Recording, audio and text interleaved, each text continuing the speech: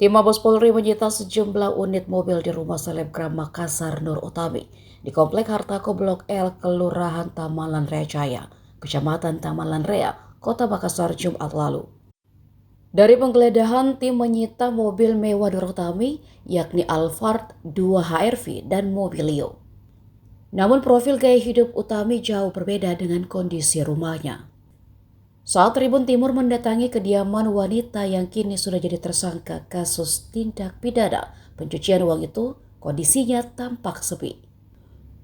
Rumah tersebut juga tidak memiliki halaman luas untuk memarkir keempat mobilnya itu. Tak ada seorang pun terpantau berada di rumah tersebut.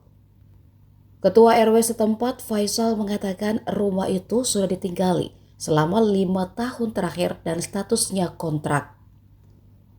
Nur Utami sejak kecil tinggal di kompleks tersebut bersama kedua orang tuanya.